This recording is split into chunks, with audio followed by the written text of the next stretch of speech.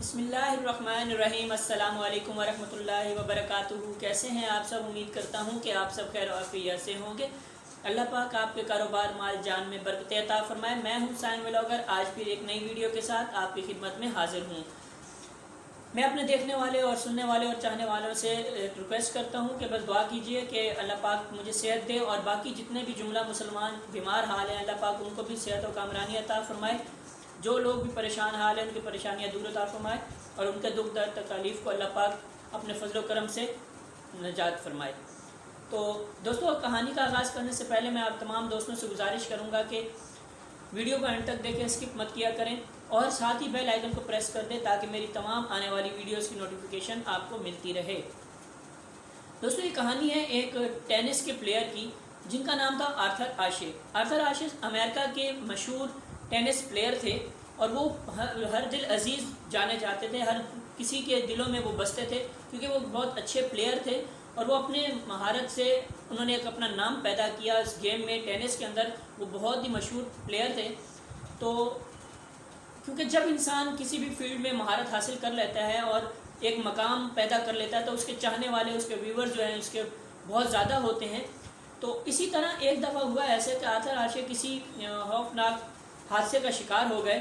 تو اس شکار میں آرتھر آشے کو ڈاکٹروں کی غفلت کی وجہ سے ایڈز کے مریض کا بلڈ لگا دیا گیا، جس کے بہا پر آرتھر آشے بھی ایڈز کا شکار ہو گئے۔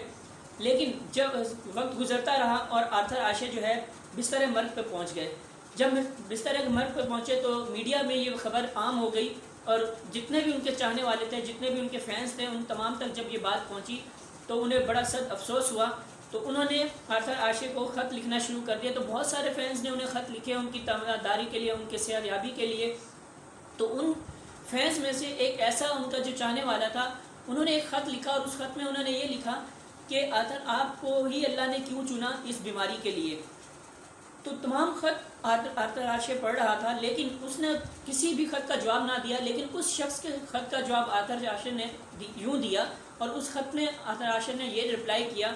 اس نے کہا کہ دنیا میں 5 کروڑ لوگ جو ہیں وہ ٹینس کھیلتے ہیں، تو اس 5 کروڑ میں سے 50 لاکھ ایسے ہوتے ہیں جو ٹیبل ٹینس کھیلنے میں ماہر ہو جاتے ہیں، اور اس 50 لاکھ میں سے بھی 50,000 ایسے ہوتے ہیں جو اس ٹینس کے سرکل کے اندر داخل ہو جاتے ہیں، اور پھر ان 50,000 میں سے بھی 50 ایسے پلیئر ہوتے ہیں جو اس برینڈنگ کے سیمی فائنل میں، پھر 4 ایسے پلیئر ہوتے ہیں جو اس میں شامل ہو جاتے ہیں، اور ان 4 میں سے بھی پھر 2 جو ہیں وہ فائنل تک پہنچتے ہیں، اور پھر ان 2 میں ایک ایسا مخصوص بندہ ہوتا ہے جو ٹرافی اٹھائے ہوئے ہوتا ہے۔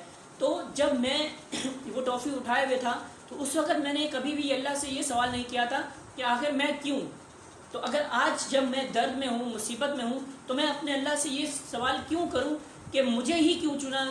تو جو ٹرافی اٹھائی ہوئی تھی تو وہ میں 5 کروڑ افراد میں سے میں ہی ایک تھا کہ مجھے ہی ٹرافی ملی، اور اب اگر میں درد میں ہوں، مصیبت میں ہوں، تو میں اپنے اللہ سے اس چیز کی شکایت کیوں کروں۔